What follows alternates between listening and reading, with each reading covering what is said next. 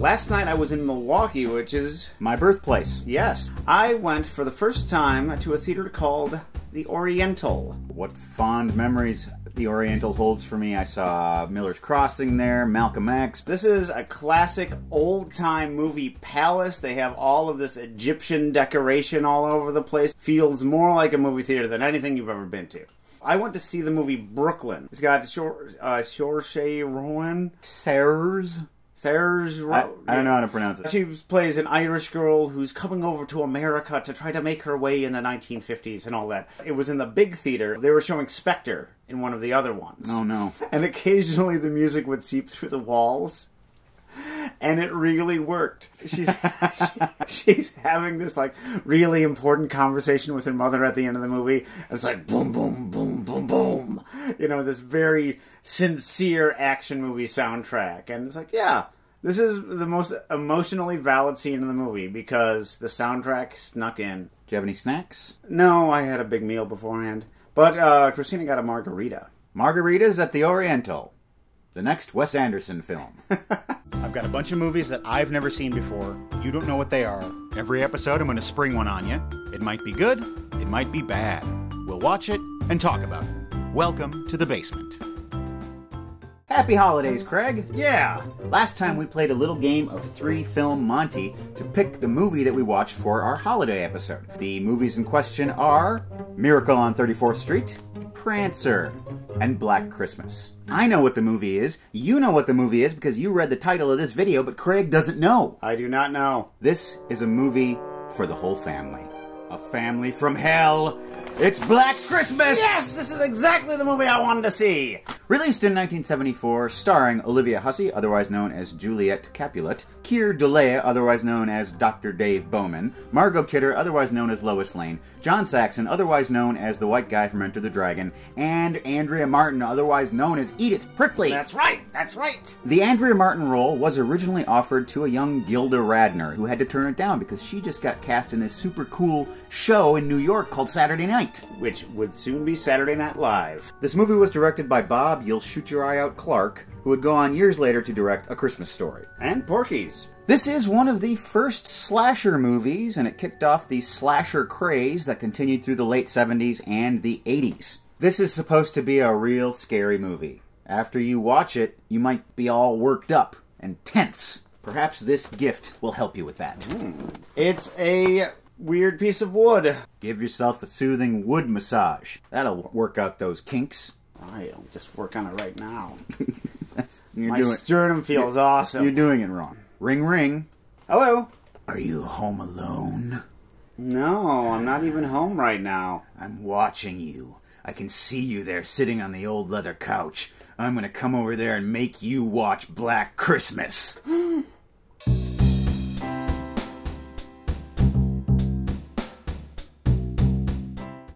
Black Christmas, a Tyler Perry production. I wonder if people were upset that this was not a blaxploitation movie. Oh, I like Blackula, I like Blackenstein. It was going to be like White Christmas, but with black people. The sorority sisters of the Kappa House are having a Christmas party. All the girls are there, and their boyfriends. But unbeknownst to them, a heavy-breathing maniac is lurking around outside. You know, this guy can't seem to face up to the facts. He's tense, he's nervous, he can't relax. Qu'est-ce que c'est? He climbs in through their attic window. This is where the sorority stores their hobby horse. This really is a beautiful old house. Are those crown moldings? Oh, that's fantastic. The phone rings. It's another obscene phone call. Lick it, lick it, lick it. This was back before the Jerky Boys were funny. But Barb can give it as much as she can take it. Listen, you pervert, why don't you go over to Lambakai? They could use a little of this. And he says, I'm going to kill you. Uh-oh. You really are too much, Barb. Mrs. Mack is the house mother, and she is a drunk. She's just got booze hidden everywhere. She's the Ray Milland of this movie. Next she's going to get chased by a bat. Claire goes up to her room. She's going to turn in for the night. Claude the cat is making some weird noises in her closet, and she goes to investigate, and someone jumps out and gets her. Claire has been murdered. The killer takes her up to the attic. Jess has a phone call with her boyfriend, Peter. Is this the movie where they say the call's coming from inside the house? No. Oh, okay. She doesn't seem very happy. I love you. I know. Ha! Han Solo. See you tomorrow. Nice. Black Christmas! There we go. We heard you were looking... Oh, no, never mind. You're using black as a pejorative term for evil. Mr. Harrison shows up to pick up Claire, but she's not at the appointed meeting place. It's 1:30 now, and she's still not here. It's already half past a monkey's ass. And a quarter to his balls. Claude?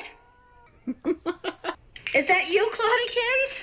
I think Claude is the murderer. It turns out she's pregnant. She tells Peter she wants to have an abortion. If you're going to get rid of something, get rid of that hat. The ladies get another obscene phone call. Where did you put Agnes, Billy? They go to the police. Officer Nash, he really doesn't want to deal with this right now because he is busy. She's probably off somewhere with a man. Stooping her boyfriend up in the Northwoods. Barb is the sassy one of the sorority, and she likes to drink. You know, for a public servant, I think your attitude really sucks. I'm friends with Superman. I can say that. We don't need you anymore. We have Superman. Is that her hand? I think that was the killer's hand. Peter plays the piano. It doesn't seem to be going well. Really bad recital. We think. I can't tell if this is bad or if it's Eric Satie. That's not my tempo. And now for my next number. Daisy, Daisy.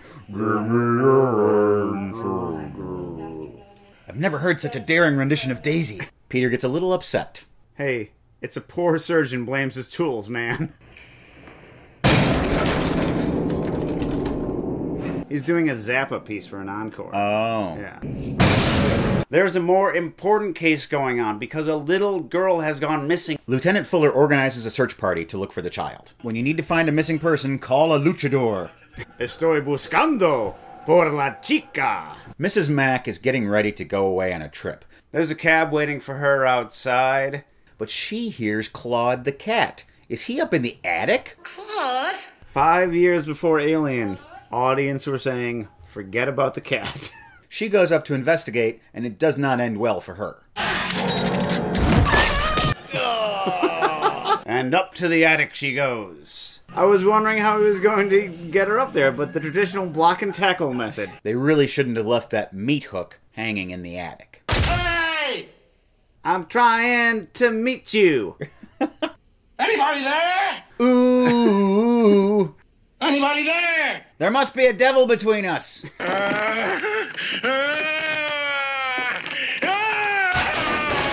The house is empty, now I can make all the noise I want. Whee! The search party discovers that the missing child has been murdered. The girl is found and she is killed. The girl is found and turns out that she's been killed. That guy looks like a tall Peter Dinklage. There's another call. I know what you did, Billy! Filthy Billy! Billy! Billy! Peter, Jesus, you scared the hell out of me. Peter, Jesus, and other characters from the New Testament. He tells Jess that he's leaving the music conservatory. He wants her to marry him. Peter, I don't want to marry you. I got married in a rush in a movie a few years ago. Did not go well. He says, you better not get that abortion or you'll be sorry. Out of my way, nerds. There have been a series of piano smashings around town. I think I've found our #1 suspect. Oh, he's glowering at the house outside. He's angry enough to kill someone. They go to the police again, and they go right to Lieutenant Fuller, who takes the case seriously. He has the phone company tap the line into the house so they can hopefully trace it back to the murderer. Lieutenant Fuller also has an extension in his office. If he's the one on the phone, then the call has to be coming from inside the house. Yes. I think you might be incorrect. We'll see, but they gotta keep the killer on the line in time to trace it. Jess hears screams coming from upstairs. She goes up there and discovers that Barb is having an asthma attack. She thought that someone was standing over her bed, but it was just a dream. But then she hears singing outside. It's a bunch of children. They're singing Christmas carols. Jess is perfectly distracted. Barb goes back to sleep. The maniac sneaks into her room. Agnes, it's me, Billy. and kills her with a glass unicorn. Has there ever been such a Tennessee Williams-y death?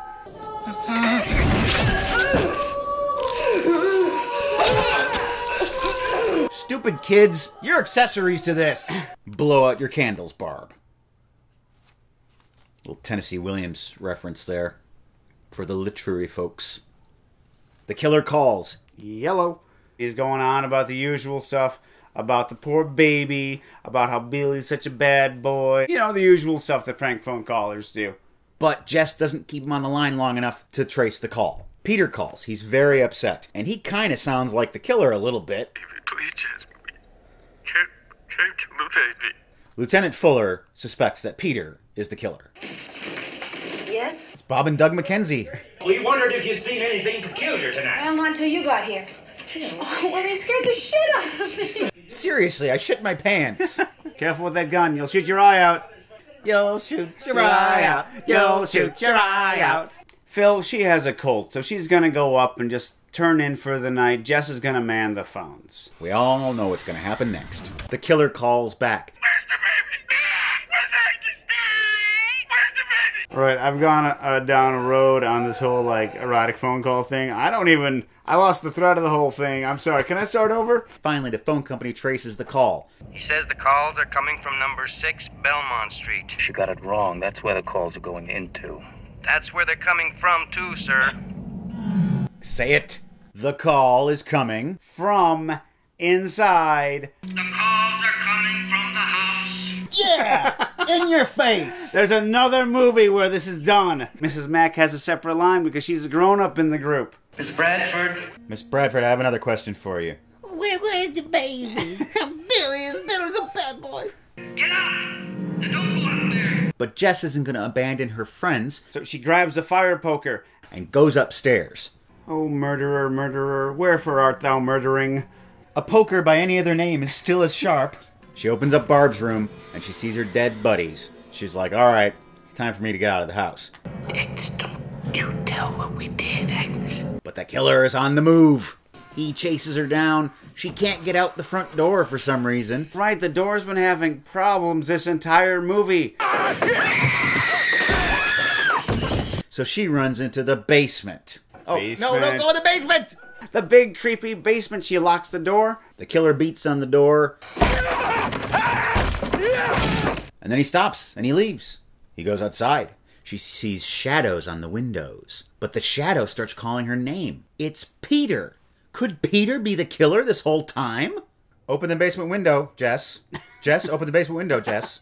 Open the basement window, Jess. He smashes in the window and he climbs in. He's like, hey, Jess, what you doing down here? Be cool. The cops arrive at the house. They hear screams. They go in to investigate. He doesn't know this deal. He doesn't do this. He's not a cop. And they find that Jess has killed Peter with the poker. Looks like he was the killer after all. Is she dead too? No, not this time. You're thinking about a different movie. They pump Jess full of sedatives. She is knocked out completely. Well, she'll be out for at least 4 hours and pretty groggy after that. She'll only appear dead for around 48 hours, and then She'll wake up.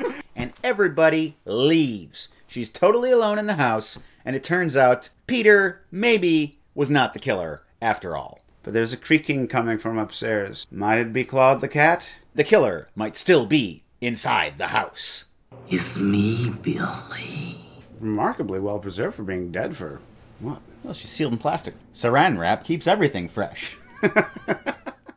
Black Christmas. I'm glad I don't have an attic. Me too. I'm also glad that I'm not Billy and didn't do a bad thing with a baby. Yeah, what was it that Billy did? I don't know, but Agnes is pissed off about it. What did you think? I've seen a lot of slasher movies in my life because I grew up in the 80s. This one was done with a lot more sensitivity than most of them were.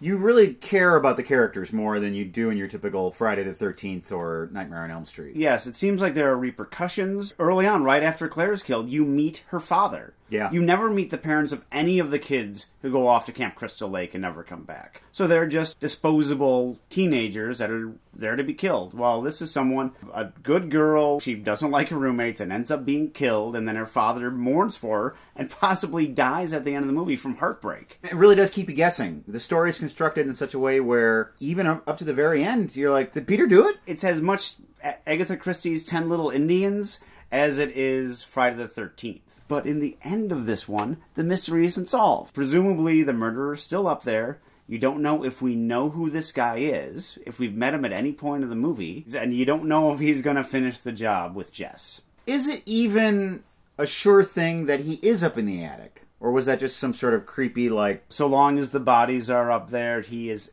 in spirit up there yeah, as well? Something like that. I don't know. You did see a light come on. You did hear creaking footsteps. So I think it's pretty clear that he is still lurking around. Mm-hmm. It had a nice sense of irony to it. And the fact that Peter is killed for caring. And that as far as Jess knows at the end of the movie, she did what had to be done. Another thing these movies typically don't have is really good acting, and this one had that. What made the actors seem better is the fact that they had a rich, detailed life. Everyone had fully decorated rooms. Mrs. Mack, who's the house mother, I'm pretty certain that back in the 30s or 40s, she was some skinny young singer because they show her like a 45 little record on the thing, and yeah. you know, and she's singing at one point. This movie is Canadian. You have said in the past that you have a particular fondness for Canadian films. Yes. Was there anything about the fact that this was made in Canada that made the film better in your eyes? There was very little blatantly Canadian about the movie other than a couple of accents. That one guy. Yeah. You're a friend of Claire Harrison? Yeah, I've been taking her out. I've got to get home and do a project. Even Lieutenant Fuller had an American flag on his desk. So I think it was implied that they were in America someplace. Any town, USA, yeah. Although they do have a map in the background at one point, and then I'm pretty certain is Toronto because it's the waters south, which I don't think we have a major lake beneath any wintry city in America. Craig Johnson, geographic detective. I'm taking this movie to the lab. Some people argue that this is the first slasher movie. Others say that Psycho's the first slasher movie. But the first slasher movie might be another movie starring Keir Dullea, 2001: A Space Odyssey. Slasher? Yes. Doesn't Hal just take care of everyone on the ship? He kills off a whole bunch of them. He kills off Frank and leaving Dave. Dave's the last girl of 2001. You could say that Hal is a serial killer, but I don't think you would call it a slasher movie. Well, a serial killer movie, a slasher movie, is there a difference? Do you need to actually slash? Well, okay, the Nazis killed a lot of people too, so is a movie about World War II, is that a slasher movie? Because a lot of people were killed? No, but if you see the spaceship as an old dark house... I don't. But if you do, just as we see the spaceship in Alien as an old dark house... I can see that. Yeah, it's just Hal methodically going through the entire ship killing everyone. Because he's gone crazy. No. Because his father lied to him. It's always apparent. You know what I love, Matt? What's that? Murderers who are also artists. I love it when murderers prop up bodies to be found. Having the girl sitting on the rocking chair in the attic. That is disturbing in a very beautiful way. That's wonderful. I love murderers who do that. When they come for me, I hope it goes that way. I was just given this glass of wine and it's made me very erudite. Alright, well, I'll just shake that off and we can continue our discussion of the movie. I really did like the way they developed the Peter storyline. They just put that bug in your brain, and the whole time you're thinking, like, it's not Peter. It's too obvious for it to be Peter. But there's that doubt, and the doubt is a very tangible thing. Final thoughts on Black Christmas. Oh, that's easy. Oh, Agnes, are you disappointing your little Billy? You could have kept those to yourself. Yeah, I know. The calls are coming from inside the website. Our website, welcometothebasementshow.com. You can go there and see all of our episodes. There is an updated episode guide, and there's a PayPal donation button. You can donate a few measly dollars, be they US or Canadian, to support our show. Recent donors include Patrick, Cody, Lindsay, Emily, Abraham, Eden, who says, I'm happy to support your wonderful show. David, Elizabeth, Lee, Sarah, Brian, Alex, Kevin, Maurizio, Dan, Patrick, Brendan, who says, plugging your show with a Megaforce thumb kiss like the good Blasement evangelist that I am. The Blasement thanks you. George, Sierra, Kurt, Robert, Corey, Danielle, Jonathan, Sinjin, Jacqueline, Thatcher, Merlin, Joe, Stephanie. Stephanie, our other longest-running monthly donor. Oh, well done, Stephanie. And Tom, who says, greetings from the UK. On behalf of Alfie, here is 15 quints for Craig. I have no idea what that even means. You're the one who said it. What's this in our mailbag? Postcards. We have this one from EA in St. Louis, Missouri. I was just in this coffee shop less than a month ago. This is Coffee Cartel. I had ice cream there at like 1:30 in the morning. Wow. Yeah. Patrick from Florida. And Aaron from Grand Forks, North Dakota. Oh, excellent. Will wrote us a nice thank you card, thanking us for doing our show. Oh, well, you're welcome, Will. And we're getting Christmas cards. Ho, ho, ho, ho. Here's a nice one from our buddy Andrew. Oop, oop. Thanks, Andrew. And Jeff has sent us this cute Cthulhu Christmas card. It's got a funny little poem on the inside. Check that out. All right. Alexander Houck has sent us some DVDs, including the Jurassic Collection. There's 7 movies in there. None of them Jurassic Park? None of them Jurassic Park. And Luke Coyle has sent us a Something Weird trailer collection. Thanks, Luke. Now it's time for Seen It, Billy. See. Ethan sent us this postcard from Israel, and he wants to know if we've seen the Malcolm McDowell film, If. I have seen it. Seen it. If starts out looking like a normal, rebellious boarding room drama. I don't think there's anything normal about If. Well, it seems normal in comparison to the last half hour of the movie when the tigers show up and stuff like that. But it has a tricky thing with the ending. You're totally rooting for the guys on the roof. Yeah. But then, like, the movie's over and it's like, oh, wow, I just watched Columbine. The presence of the girl at the ending, who seemed to almost be this kind of fantasy figure, made me wonder if the events of the ending were actually happening or if it was some sort of fantasy in the mind of the kid. Most of the fantasy elements are done in black and white in the movie. I didn't catch that because I thought the movie would shift from black and white to color kind of willy-nilly, and I didn't see a pattern to it. Kevin Macy writes, Apollo 13, seen it? Seen it. Houston, I have seen it. That was a movie that made me realize that there's a difference between the best movie Oscar and the best director Oscar. And I forget what won best movie that year, but the best directing of that year was Ron Howard. And even though everyone knows the ending of the movie, it's still exciting to see whether or not they make it back alive. This is how stupid I am. Yeah, how stupid are you? I was watching the movie thinking, well, of course they get back alive, and then I thought, do they get back alive? I don't know history that much. Maybe this mission did fail. Timothy LaFave writes, seen it, Cloverfield. Seen it. Seen it. Cloverfield kind of got beaten up by the critics, but I really, really liked it. Once it gets started, it just does not stop. That last hour of that movie kills you. The main thing about these found footage horror movies is that you have to look past the glaring thing that you can't suspend your disbelief about, is that these people who are in these life-threatening situations are still running around with cameras that are rolling. I think a lot of people who hate those kind of movies, they just can't get past that. It's like people who don't like musicals, because when does everyone start singing in real life? Exactly. Yeah. And the special effects are just fantastic. Considering the movie cost like $14 to make, which is an exaggeration, but it only cost 10 or 15 million. Yeah. Which, considering that they destroy New York City, and you believe it. It's got I always forget her name. I love her though. She's pretty. She's like, was in Mean Girls. She's in Masters of Sex. Oh, Lizzie Kaplan? And Lizzie Kaplan's in it. And anything with her in it, I'm gonna like at least one Lizzie Kaplan worth. Hey, knock it off. You're pretending like you knew that name. I told you that name. Editing. Gotta love it. It's not gonna love you. Special Q85 writes, seen it, Blues Brothers? I've seen that. Seen it, seen it, seen it. 3 seen it's. Without a doubt, the most beloved of the SNL sketches turned movies. What's great about this movie? Everything. I knew you were going to say that. That's why I asked. It was the movie that was playing the first month I had HBO when I was a kid. I watched Blues Brothers every single day for a month. When I go to Chicago and I see the Daily Plaza, I'm like, oh, it's a place with a Picasso. When I'm in Milwaukee, I always see the Yellow Bridge in the background where they accidentally slip that they're not shooting entirely in Chicago. And I'm like, that's the Blues Brothers.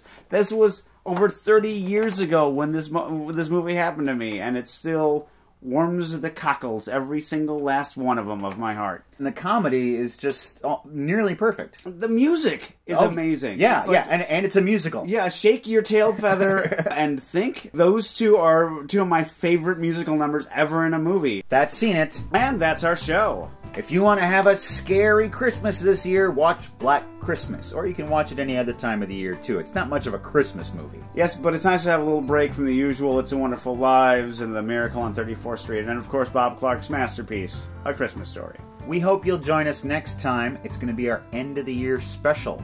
We're going to be looking back on the season that we've just completed. We're going to be nominating new Hall of Fame members. We're going to have all kinds of fun and surprises, and we hope you'll join us then. Good night! Good night! I feel as though I'm forgetting something. Merry Christmas? Is that Did all you say I need? Merry Christmas? No, I didn't. All right. From all of us here at Welcome to the Basement, we hope you don't have a Christmas that's full of dirty phone calls and menace. We hope you have a wonderful Christmas or whatever holiday you choose to celebrate. Have a wonderful December 25th. And what's the Downer Theater? I have also been to the Downer Theater. Go to the Downer and see important movies. Go to the Downer and see important movies. Downer is a horrible name for a movie theater. Yeah? What movie would be the most appropriate movie to see at the Downer? Requiem for a Dream. Didn't even have to think about it. It's me, Billy.